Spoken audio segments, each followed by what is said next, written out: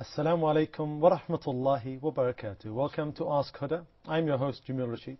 Happy to say we have with us again Sheikh Asim bin Luqman Al-Hakim. Assalamu alaikum Sheikh. Wa alaikum assalam. Thank you very much for being with us again. Okay, let me remind you of our telephone numbers. The country code is 202, then it's 8555 248 and then 249, whichever one you can get through to. Our email address is askhuda3. Just one caution, if you do send an email, it won't be replied for about 2 weeks. We're having some technical difficulties. Until we correct those, you'll have to just be a bit more patient with us. Okay, Sheikh, we've got two questions bearing from the last episode. The first one I'm going to answer myself. Sister Muhammad from the United Arab Emirates, she asked about courses in Islam that she can find on the internet. Now, we did put up some courses before. Sheikh Muhammad Salah put some forward. I don't have those with me, but inshallah in the next episode or the one after, I'll have a list for you. So just be patient with us for those. Got two questions from Dr. Muhammad from Ethiopia, Sheikh. The first is about insurance. Insurance for cars. He says in my country, it's law to have insurance for your car. What's the Islamic guidelines for this insurance? Do we take the least? Are we allowed to go out and take the full comprehensive insurance? What's the guidelines? Bismillah ar-Rahman ar-Rahim. Alhamdulillahi Rabbil Alameen. Sallallahu wa sallam wa baraka ala abdihi wa rasulihi nabiyyina Muhammad wa ala alihi wa sahbihi ajma'in. Insurance, without going into details, the majority of insurance companies are not lawful to deal with, simply because it's a form of gambling. You pay a premium, let's say 1,000 or 2,000, and you are either going to lose that because you didn't have any accident, or you're going to get much more than what you had paid because this is what your insurance policy covers. Now, scholars say that it is not permissible for a person with a free will and choice to deal with insurance companies. So if it's for me to choose, I would not go into the insurance business. But in so many countries, it's compulsory that you have an insurance policy for your car. Mm-hmm. And if you don't do this, they're going to fine you. Therefore, scholars say that it is okay for you to insure, and as the burden and sin will fall on them, because you're just following the law of the country you're living in and you have no other choice, so you have to do this. And you may choose the best insurance company that gives you the best return for your value, for the value you're paying, because it's haram both ways, and it's their sin and it's their burden, so go for the very best. So what about the scenario now where somebody has a choice of paying $100, say, for an insurance company, or $300? They go for the least, the one that will keep them. They don't take the extra, because some insurance companies will give you so much benefits. No, you're not allowed to ask for benefits, in the sense that if the least that saves your neck from law and from being fined is 100, then go for 100. And this is acceptable, because otherwise you're going to be fined and you're going to be prosecuted for not insuring. But to say, well, I am in the free, I can go for, let me pay 500 because then I get more benefits instead of repairing my car in any workshop, they entitle me to repair my car in an agency, in my agency. No, this is not permissible. Jazakallah khair. Okay, the second question from Dr. Muhammad from Ethiopia is about his Hajj. He said, Alhamdulillah, he did his Hajj 10 years ago. He said, I've just got one problem with this Hajj. He said, when we came into Saudi, we landed in Jeddah, we didn't put the ihram on until the 8th day of Dhul Hijjah. Now, we didn't put the ihram on when he came into from the miqat. What do we do? do I have to do something, some penalty? Because I've just heard recently that this is something which is forbidden, or I've made a mistake. Even though I was told, and he does say this, by the scholar with us, that it was perfectly okay. Well, the actual thing is that any person intending to perform Umrah or pilgrimage, he has to perform Ihram once he passes over or by what is known as miqat, and these are designated areas surrounding Mecca. So as he's flying over it, or as he's driving through, once he reaches this point or whatever is parallel to it, he has to perform his ihram from there. If he does not, this means that he had made a mistake. He had left something that is obligatory, and this is compensated by slaughtering a sheep in the area of Haram, in the area of Mecca, in the Haram area, and distribute it to the poor only of that area. If a scholar who he believes in and follows, and he trusts his knowledge, and he knows him to give him fatwas and verdicts in all aspects of life, told him that it's okay to make ihram from Jeddah, then he does not have to do anything, and the sin and burden falls over that scholar. But again, you have to identify this scholar, because so many of us tend to look at a person with a beard and probably wearing something that gives him the look of a scholar, and tend to follow whatever he says without knowing his background, without knowing his knowledge, without knowing where he's coming from. This is not enough at the sight of Allah. If you see someone and you consider him to be a scholar just because he looks like a scholar, Fidel Castro looks like a scholar with his long beard, but with the wrong topping. This is not an excuse for you. He has to be a person that you know of his knowledge, and people around him, scholars, approve of his knowledge, and he's a pious person. He does not do things that are considered in Islam to be sins in public and so on. If he fits this, then it's okay for you not to do anything, and all the sin and burden falls on this particular scholar who gave you that verdict. And doesn't it go back to the point that I think we made before, was that if you're going to make a trip of a lifetime like Hajj, you actually have to do some studying and some research into what you're doing? Of course, this is without questioning. And the problem is that it's been 10 years, and this what eats a lot of us, that you postpone so many issues, and you ask after 10 or 20 or 30 years. If you had your doubts, you should have asked immediately. And this is why we always advise the brothers and sisters. Ask if you do not know. Don't sit on it for a year or more. The minute you have doubts, just pick up the phone and call it. It's not going to cost you anything. Ask a scholar that you believe has the knowledge to answer a question, and ask him for the evidence from the Quran and Sunnah if time permits and allows. Jazakallah khair. Okay, I've got a question here from a sister. She says, I'm married, alhamdulillah, to a revert brother. She says that when it comes to the time, he used to be a Christian, when I have to meet his family, his father, she says in particular, do I have to cover in front of him, or can I uncover, that's not wear a hijab, in front of him? Well, it's mentioned in the Quran that among those who it is forbidden for a woman to marry for life are their father-in-law. So her husband's father, it is completely forbidden for her to marry him, even if her husband dies or she is divorced. This is a divine instruction and order from Allah Azza wa Jal. And this is forever. It's not temporary, in the sense that a married woman, it's forbidden for me to marry her because she's married. She's occupied. This is temporary, in the sense that if her husband dies or if she's divorced, it's now allowed for me to marry her. In the case of the father-in-law, if a sister's husband dies, her father-in-law could never ever marry her. He is her mahram for life. Jazakallah khair, Shaykh. Okay, the second question, what's the duty of a married daughter to her parents, especially if they have no son, for example, no one to look after them? The duty of the son, of course, she says here, is to look after the parents. does that duty fall upon me? Do I have to now look after my parents? Now they're getting old, she's written here. The sister's priority is to obey and look after her husband.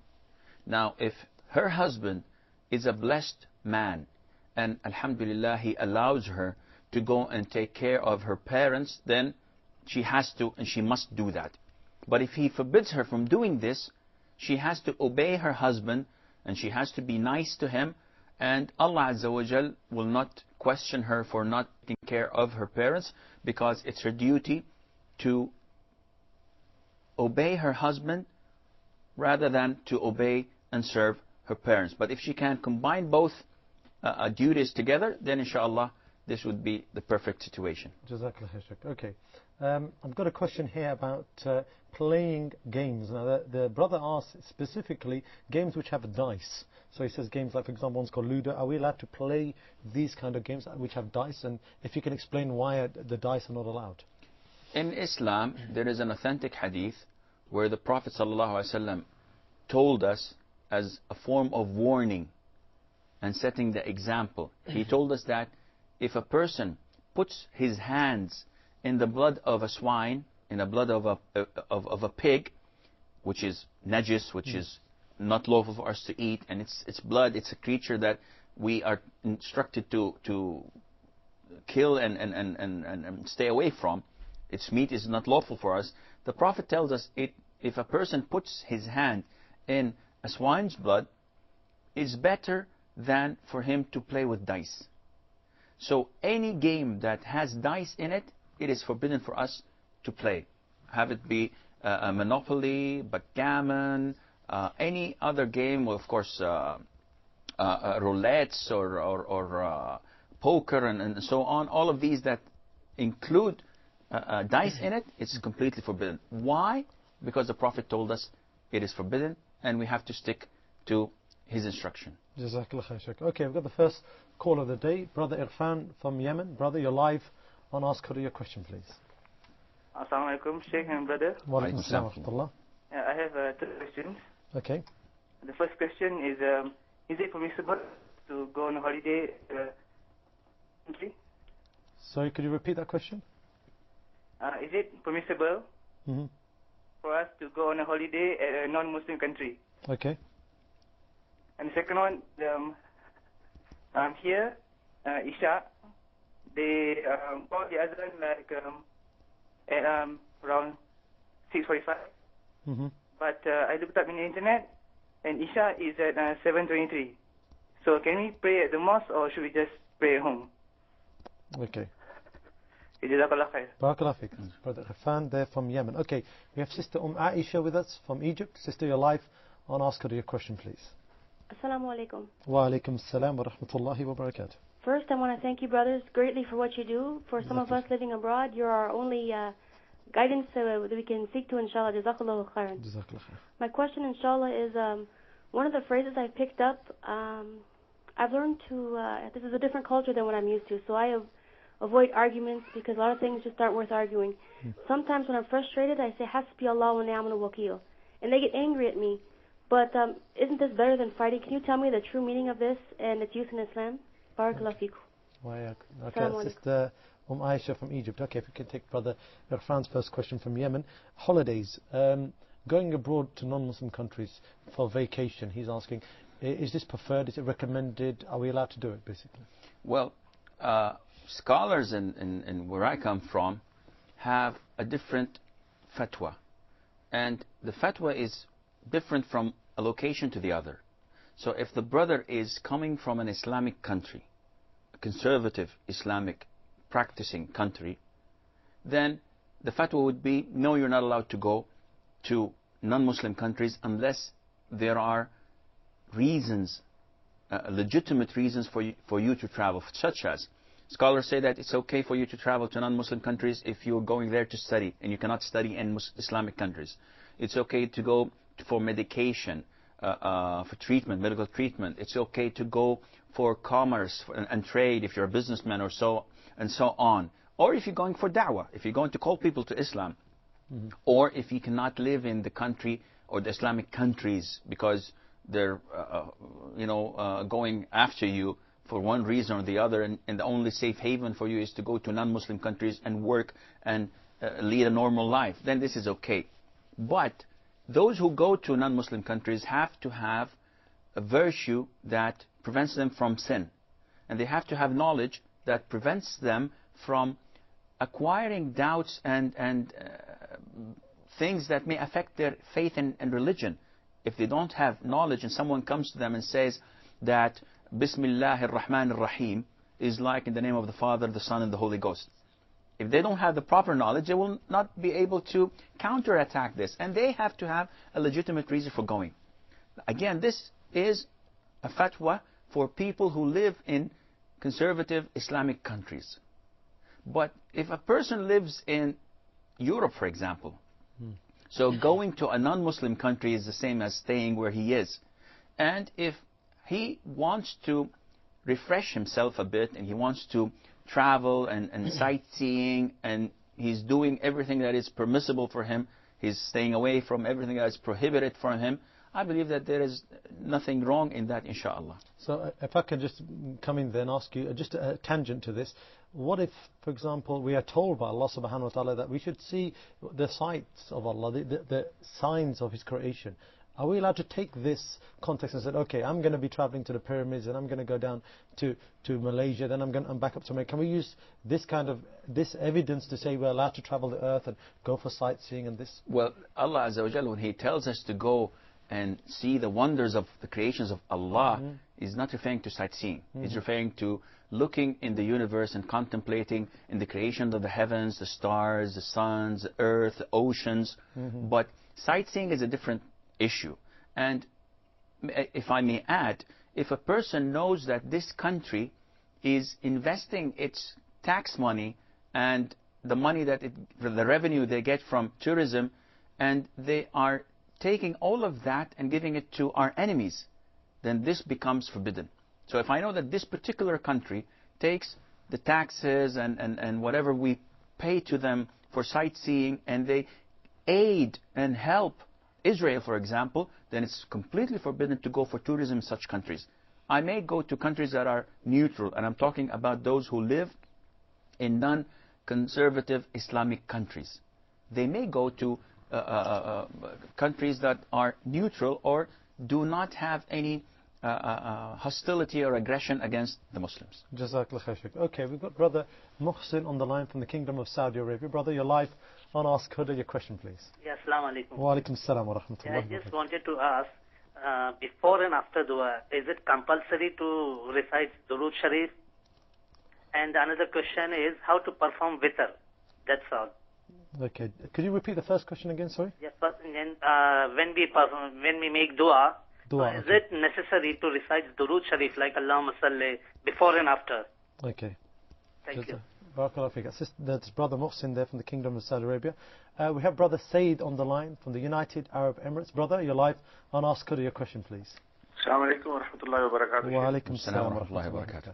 Sheikh, I would like to... My mother and my father passed away. My mother recently passed away, Allah yarham. And I would like to send my brother-in-law and my sister on my mother's and my father's behalf to perform Umrah. Okay. Now, bear in mind that my sister or my brother-in-law is not in a position to perform. And they've never been to Umrah or Hajj before. So I would like to know what is your opinion regarding this one, please. Okay. Thank you very much, and Jazakallah khair. Barakallahu feek. That's Brother Said there from the United Arab Emirates. Okay, Sheikh.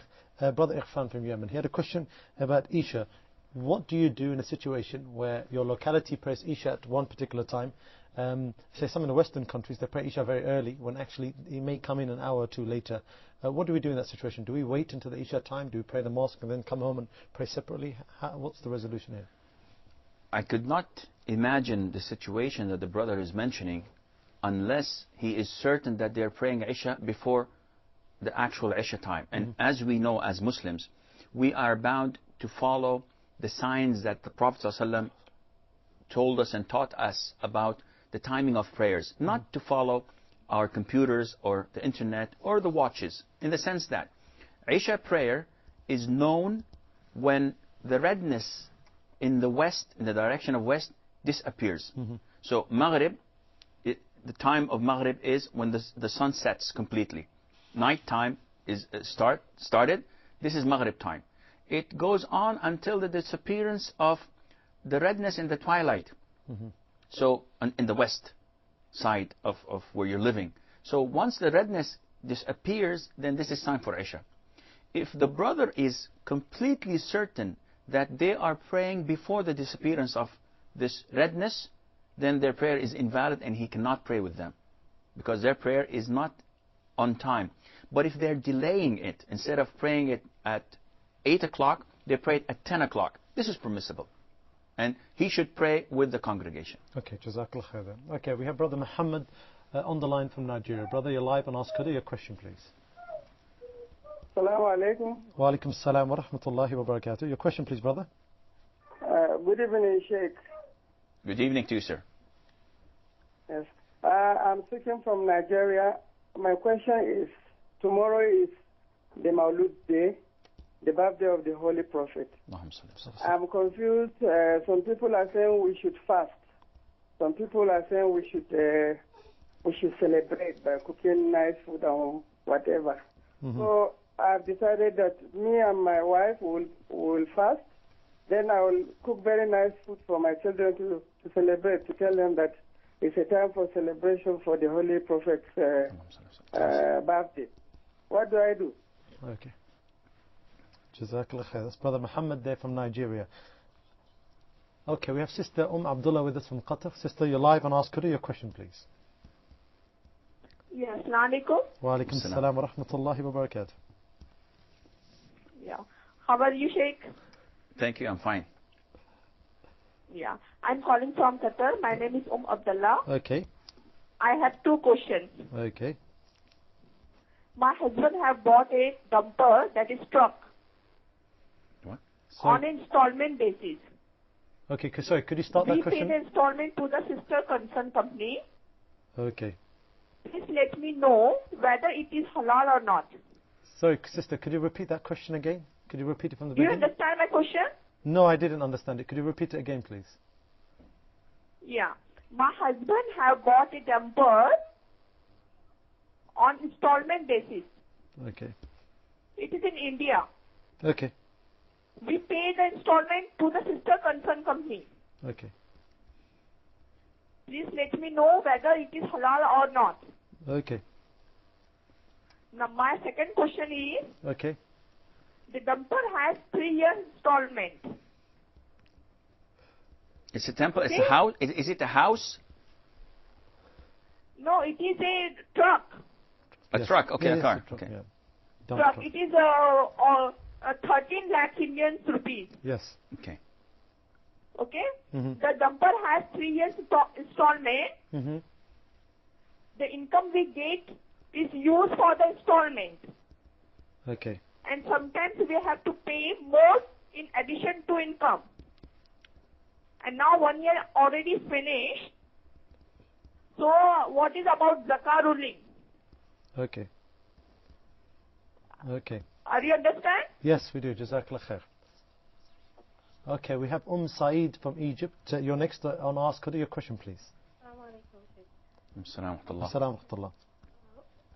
My question today is, I'm a little confused in regards to many people told me that it is not permissible to go to the courts, meaning the non-Muslim courts, seeking child support for my children, due to the fact that I have seek the help from imams and sheikhs in regards to getting their father to support them on a regular basis. Now, I find it very difficult to do it on my own, because it's not one, but it's more than one children.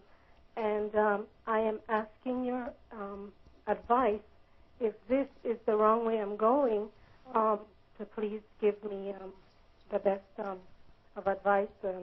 You're not living in an Islamic country, are you? I currently live in Cairo. However, I am from America. However, I've chosen to come here with his approval, So he has also agreed in taking care of them while they're here, but I don't get the assistance that I need, and I'm forced to make trips myself to work. And the only best bet for me is to go back to America and work fully and take them back, which is something I don't want to do. But this is my situation, and I need your advice, please. Jazakallah khair. Sister Saeed from Egypt. Okay, Sheikh, if I can take Aisha's call from Egypt. The phrase Hasbi Allah wa ni'mal wakil. Now, she's speaking from Egypt, and she says this phrase in Egypt is seen in a different concept to maybe what Islamically it means. Could you just clarify what the meaning is and the concept? Unfortunately, this is a misconception among a lot of the Muslims. Whenever you say Hasbi Allah wa ni'mal wakil, you mean that Allah Azza wa Jal is my guardian, Allah Azza wa Jal is taking care of me, and I have my full dependence on Him. Yes. And this was said by our messenger Abraham when he was thrown into the fire because he demolished all their idols that they used to worship.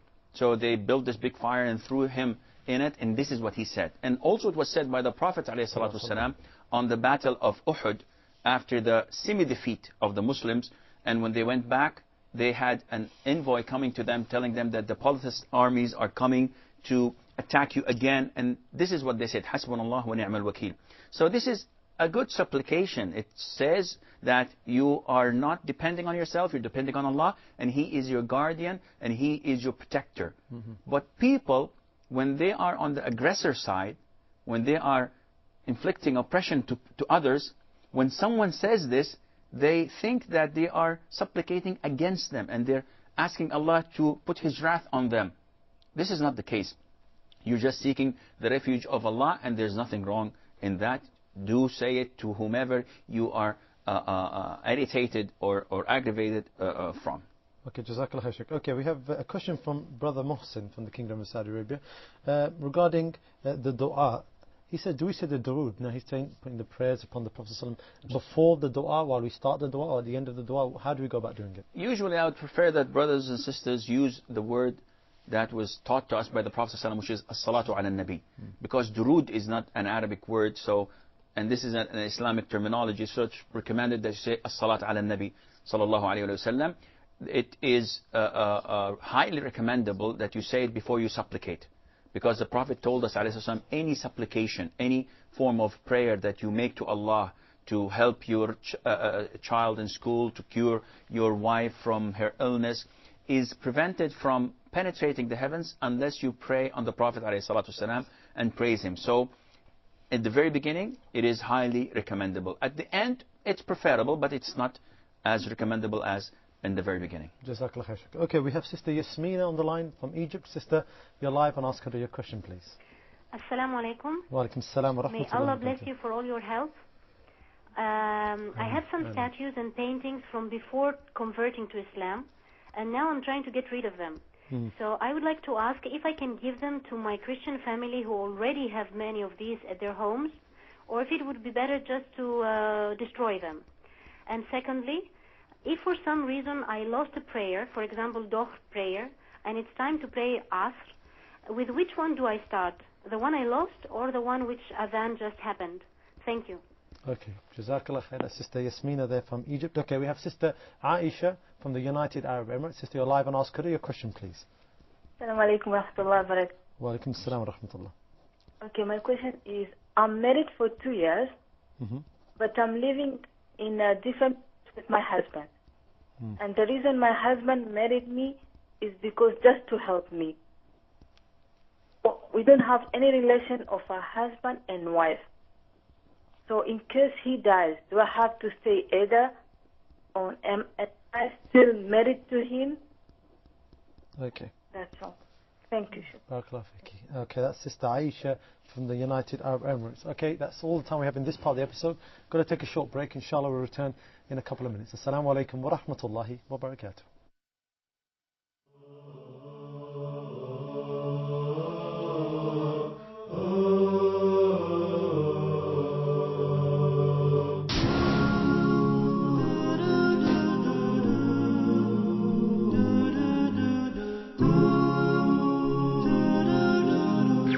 northeast monsoon came as expected and encouraged all people in the fleet. The historical moment had finally arrived. After having paid tribute to Matsu, Zheng He's fleet, loaded with all kinds of cargoes, set off from Taiping Harbour in Changlei with the help of the northeast monsoon.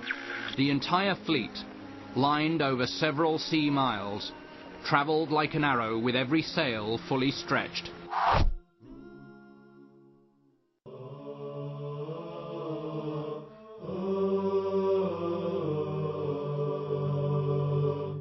Assalamu alaikum wa rahmatullahi wa barakatuh. Welcome back to Ask Huda. Okay, let me just remind you of our telephone numbers. Country code is 202, then it's 8555, 248 and 249.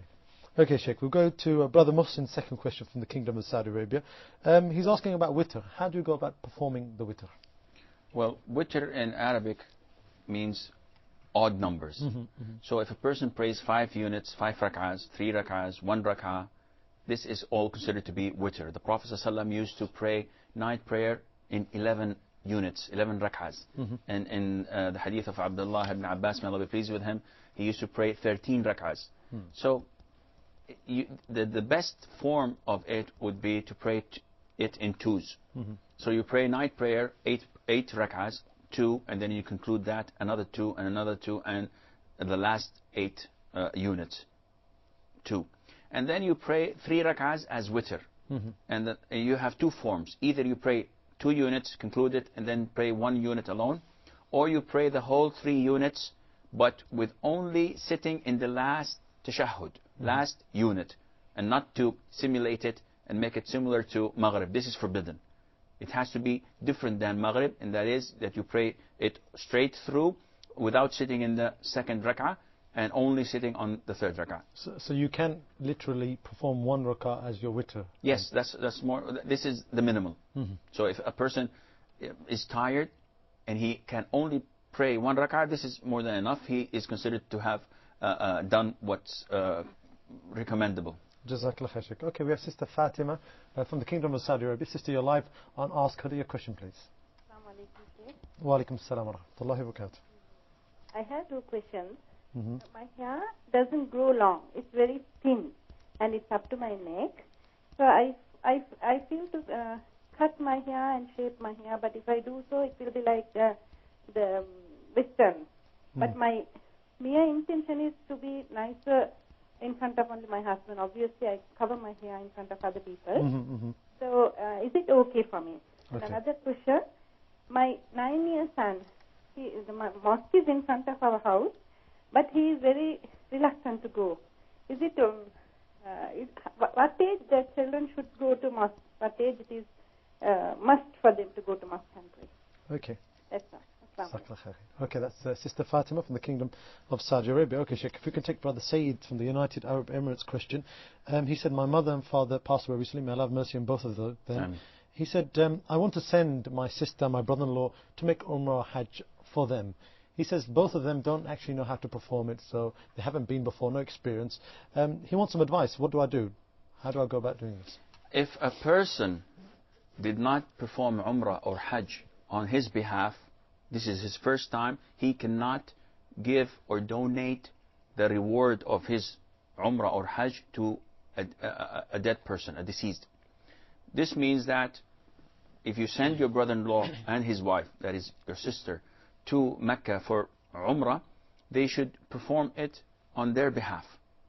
Once they had done this, then they may go to Masjid Aisha, or what is known as Tan'im, to the Hill, and make another ihram, and then perform the Umrah for your father and your mother. And it's easy for them to access any website, Islamic website like islamqna.com, or to go to certified and trusted websites, or to buy booklets, and there are available everywhere that teach them how to perform Umrah, and it's very easy. And regarding the Hajj, the first Hajj is the Hajj which is the wajib, which is recommended, and that's counted, so they've got to make another Hajj at a different time. Yes, they cannot make Hajj on behalf of anyone as long as they did not perform Hajj on themselves, because the Prophet ﷺ heard once a man saying Labbaik Allahumma on behalf of Shubruma.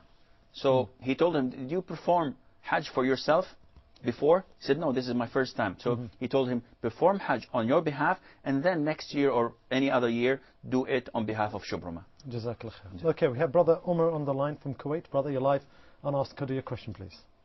Assalamu alaikum. Wa alaikum assalam wa rahmatullahi wa barakatuh. Well, Sheikh, thank you very much for the informative program, and we really appreciate the efforts put in by the Huda TV here. My question is that Witr, Salatul Witr, is it compulsory like fard? Because I've heard from the people that if you don't pray Witr, then the fard namaz Isha fard namaz will not be valid. Did you get my question? Yes. And the second question is, my son name is Affan, like Uthman bin Affan. Okay. Affan.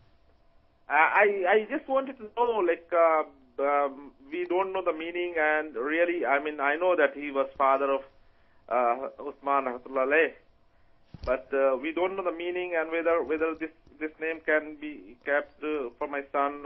Is it okay or not? Like, basically, we want to know the meaning if it is okay. Okay. Right. Jazakallahu khairu. Barakallahu feek. That's Brother Umar there from Kuwait. Okay, Sheikh.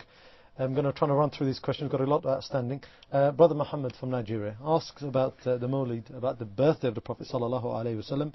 We spoke about this in the last issue, but he's a bit confused. He wants to know what's the authentic thing to do. Some people say fast, some people say celebrate it, cook food. He said he's going to fast and then he's going to cook some food, so he's got to compromise. Some clarification, please? First of all, celebrating the birthday of the Prophet ﷺ is an innovation, and it is at all unacceptable.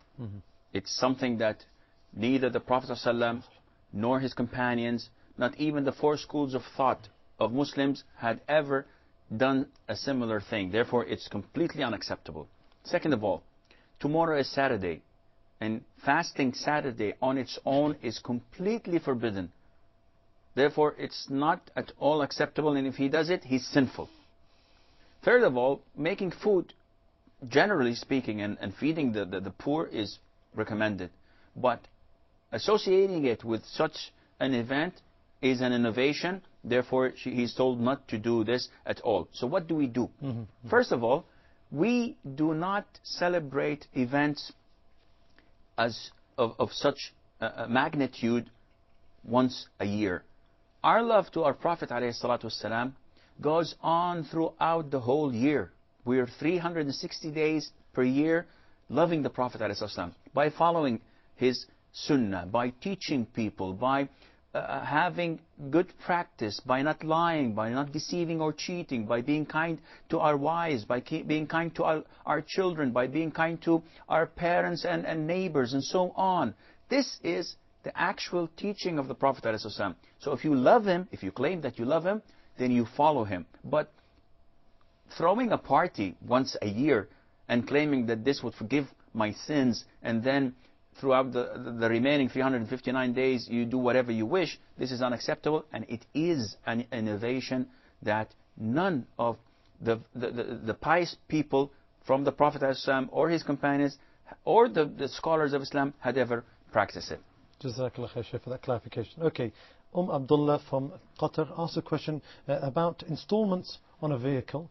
She wants to know, are these installments allowed? And I basically understand she buys something and pay installments throughout a 3-year period. The second question, I'm going to put it in there just to cut it short, is that these installments, they go, this bus or this vehicle has some income. It's been rented out. The income from this goes back into the installments. Is this allowed? And the next question, can you pay zakah? Do you pay zakah actually on this item, knowing that you haven't fully paid for it? It's only been 1 year, the sister says. I'll start from the very end. Okay. There is no zakah on such a vehicle, because you are buying the vehicle not to sell and buy it. It's not form of merchandise. You're just using it or renting it or whatever. It's like buying your own vehicle, like buying your own house, your clothes. You never pay zakah for that. Now, going back to your question, if I recollect when I was in India and I heard this scheme, they tell us that there are companies that come to you and sell you a car, and at the same time they take the car and have another deal with you where they have a driver and he they rent the car for this driver or for themselves, and then they get the money that they give you from this rent, plus like 10 or 20% you put in addition to that until you finish the installments. This is a complicated issue. First of all, if the amount that you bought the car for is fixed, regardless of the time, then this is permissible in the sense that if I buy a car for 13,000, then the amount is fixed. Even if I'm delaying payment, even if it's instead of paying it in 3 years, for one reason or the other I pay it in 6 years, the amount is still fixed, then this is permissible. So there's no fluctuation, no interest in it, no... Any fluctuation is riba. Immediately. As long as we signed a contract, an agreement that I pay for this car, this X amount of money, that is it. There is no way that anyone can increase on that. If any increase occurs afterwards, this is considered to be riba. Now, renting the car is an option that they provide you. So it's up to you whether you accept it or not. You may take the car and rent it elsewhere.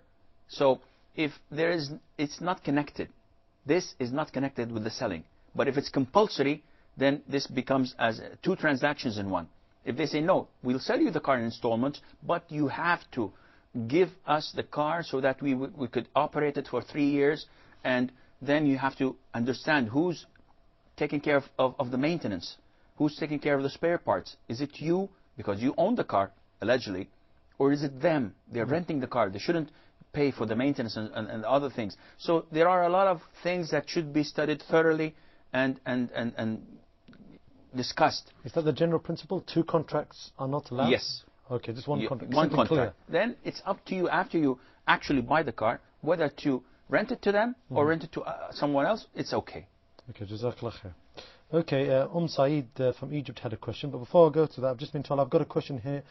Sister Numaisa, I think it's Nurisa, sorry.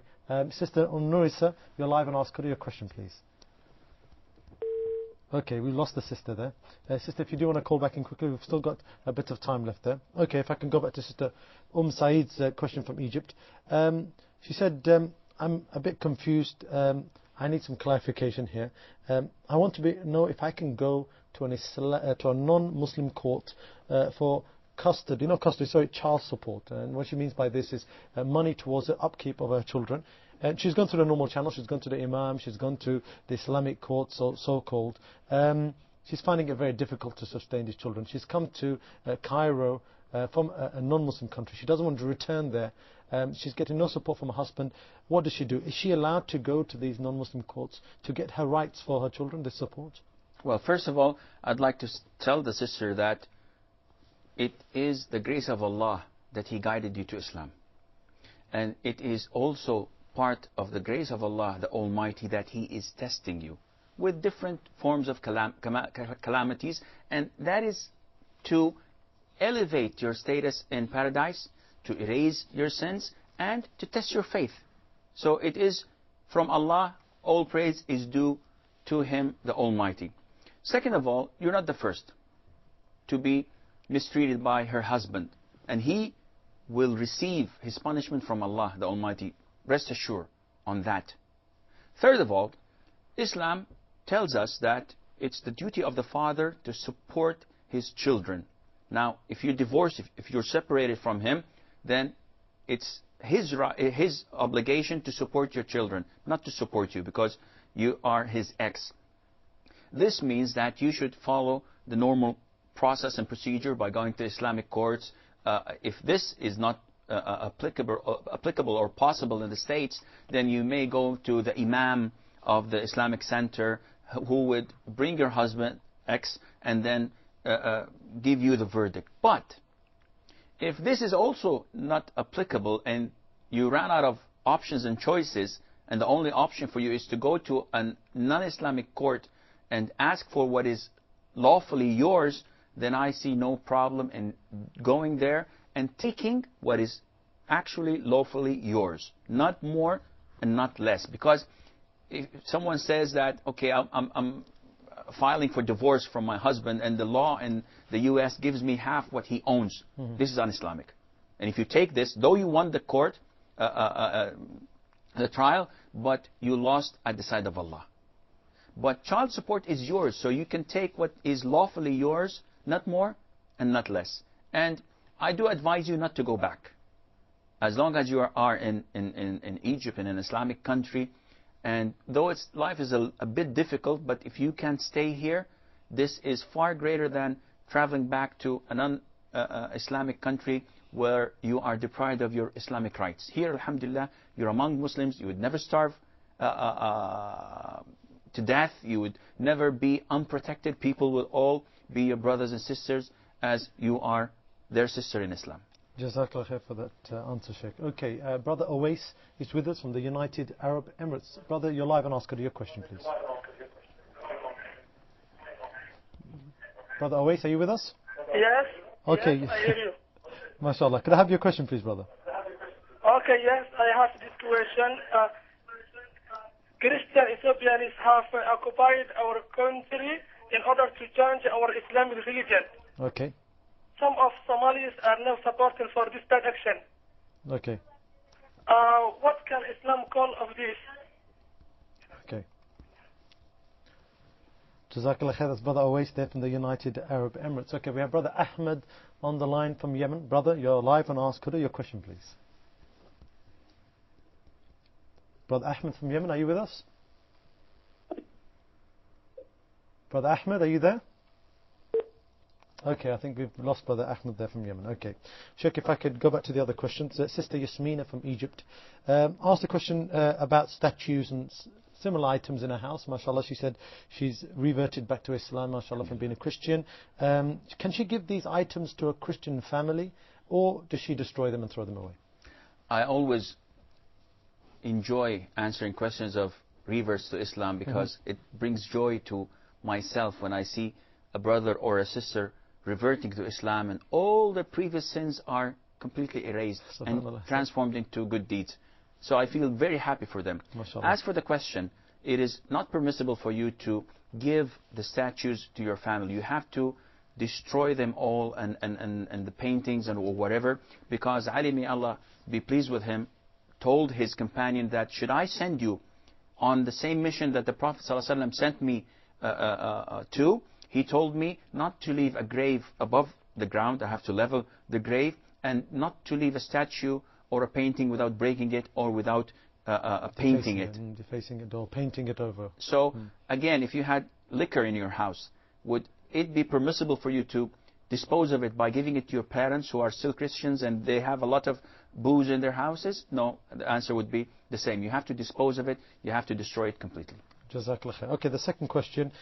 What does somebody do if they've missed the Dhuhr Salah? They come to the Asr Salah now, and they heard the Adhan. Do they pray the Dhuhr before the Asr, or do they pray the Salah that's coming Asr then the Dhuhr? As long as the time of the current prayer is wide, it's possible for you to pray everything before that, then no, you start by the first. So you start by Dhuhr, then start by Asr. But if you are 5 minutes to sunset, and you have a choice, if you pray Dhuhr, this means that you're going to pray Asr in the Maghrib time. No, pray Asr on its time, and then Dhuhr already you have missed it, so pray it in afterwards in Maghrib time. Jazakallah khair, Shaykh. Okay, Sister Aisha from the United Arab Emirates asked a question about marriage. She said, I've been married for about 2 years. I was only married for one reason, to help me out of a difficulty. I don't have no relationship with my husband. What rights do I have to perform, say, if he dies? Do I still, is an iddah period, a period of me keeping away, staying in house? What's the situation in this kind of contract? To answer this question, you have to answer another question, and that is, are you married? If the answer is yes, then whether you're having a relationship with your husband or not, this is beside the point. The minute he dies, you have to be in the iddah period for 4 months and 10 days.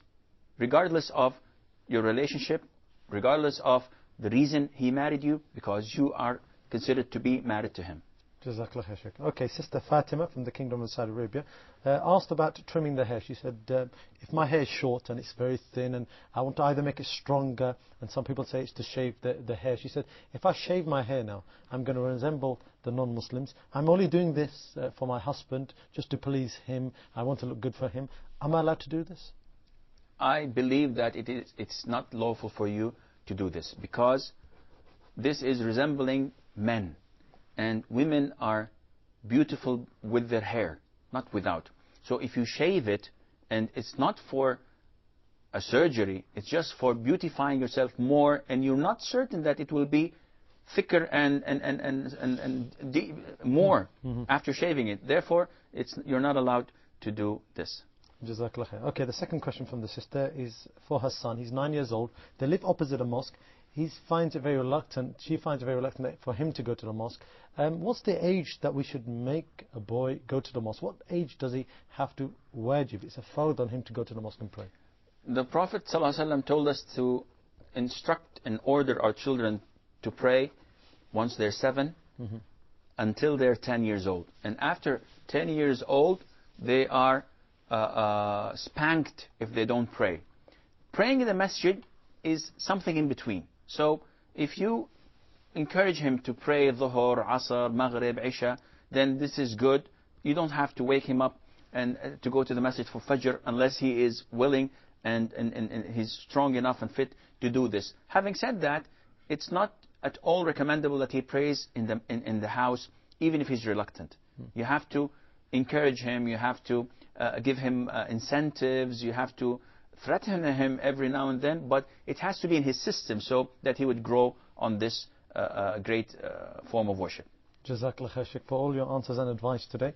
That's been a very eventful program, but we've run out of time now, so I'll leave you with Assalamu alaikum wa rahmatullahi wa barakatuh.